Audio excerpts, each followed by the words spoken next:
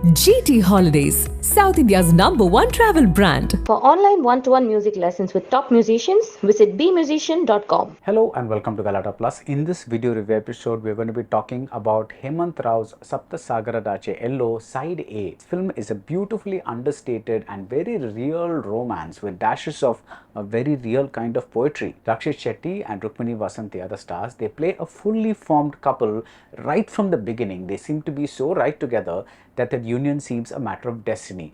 Now that's the short review, and the longer review follows. It's going to have spoilers, so do watch at your own discretion. Now this is a heart-swelling movie. So in this movie, Sapta Sagaradaache Ello, Side A, director Hemanth Rao and his co-writer Gundu Shetty and the cinematographer Advaita Gurumurthy, they give us a very real love story, except for a sequence at the end where the emotional violence on one side is edited in sync with the physical violence on another side.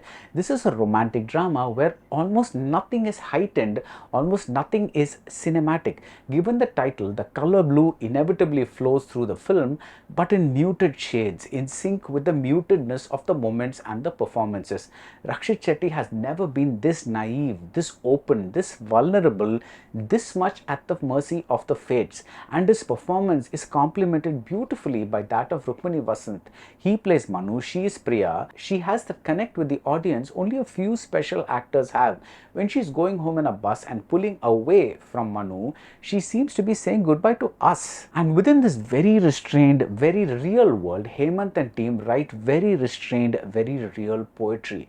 It's there in the sad and very brief presence of an elderly man named Siddhappa who works for a very rich man. He has a whole movie inside him. It's there in the scene of a brutal separation. An intensely personal and private moment is played out in the most public kind of space with a bustling crowd that's least bothered about this monumental event. At another instance, we find poetry in the extreme opposite situation. Someone is alone, all alone, and there is only a voice on a tape recorder, and this someone and that voice might well be separated by the 7 C's of the title.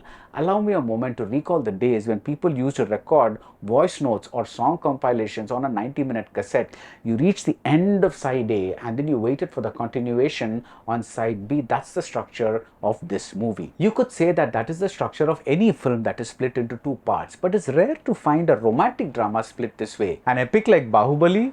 Yes, but something this intimate? No. And that's why the tape recorder feels so right. It's a character in this movie, the equivalent of those messenger birds that used to carry scrolls between lovers in our classical epics when the couple was physically separated.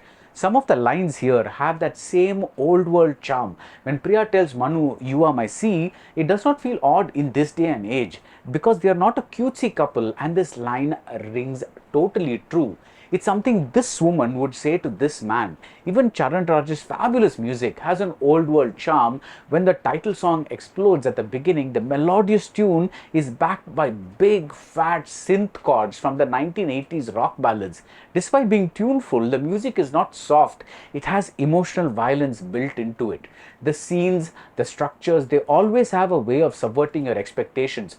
Pavitra Lokesh is lovely as Priya's mother, and her refreshing relationship with Manu feels utterly unforced. There's a scene where the villain is taking out his car and you know that someone is going to confront him there, but the way this someone turns up, the framing that is, and the manner of the confrontation, which is merely implied, it's beautiful. Hemanth has cut out the flab, the meet cute, the introduction to parents, the first fight. Manu and Priya from the beginning are a fully formed couple. They firmly believe in their future together. They don't have to wonder about it. I never wondered for a second what must have brought them together or whatever. They seem so right together that their union seems a matter of destiny. And in between the big moments, say while house hunting or while waiting for a courtroom hearing, we see the small things we like to see lovers do on screen. We see them kiss, and we see them hold hands, and we see them dream of a future a few years ahead. In the midst of this gentle flow of feelings, some moments feel heavy-handed. I did not need a flashback with Priya's father to explain her love for the sea. Achyut Kumar's part could have used a few grace notes. The man he plays is too one-dimensional. Some of the philosophies we hear after the plot moves to prison, they sound too direct and too messagey for a movie so understated. Manu's internal growth through the admission of a crime is quietly resonant, and that itself is enough. But I love the bit again in a prison where a married man tells Manu that he likes Priya. It's not what we think at all, and it's what I like to call an emotional mass moment. There's a layer about class that peeks through, and that is that if you don't have money, even the world outside can be a kind of prison. On either side, there are men who can manipulate and control you through the use of power. I was more than relieved when a powerful man and his wife, at least initially, are different from the rich people we usually see on screen. And anyway, the plot is so organically built that these little matters come to matter very little. Early on, we get an idea about the couple's financial situation. We then see that Manu is a rash driver. A little later, we learn of Priya's love for the sea. If he loves the roar of speed, she loves the calm. A little later, we see them house hunting. A little later, we see Manu wonder what it would cost to get a house by the sea. A little later, a rash driving incident happens. A money offer comes by, and so on and so forth. Brick by brick, the whole thing comes together. In parts, I was reminded of one of the great Hindi films of the 1970s middle cinema, Bhimsen's Garonda. In other parts, I was reminded of the Kamal Hassan starrer Mahanadi. The film's realistic poetry is even more pronounced when the plot moves into prison. While Hemanth keeps things subdued in terms of the acting and the moments, he cuts loose when it comes to the music and the sound. When Manu and Priya attempt to meet in the visitor area of the prison, it's to the sound of a fast ticking clock that mimics breathlessness or an elevated heartbeat. It's only when they find each other that the ticking sound slows down into an echoey zone that makes us feel that time doesn't matter anymore.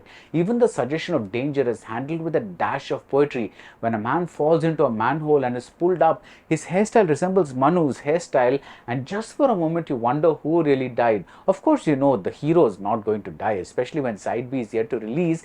But here, the hero is reduced to an everyman. He is one among many, a face in the crowd, and in someone else's story, the dead man might well be Manu. And what about Priya? She is shown to be a superb singer, and Hemanth breaks our expectations of where that subplot will go.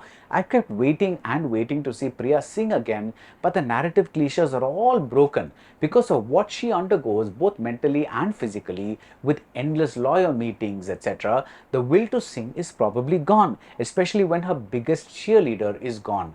Early on, we see Priya's anger with Manu. Much later, we are reminded of this trait when she bursts out against her well-meaning mother.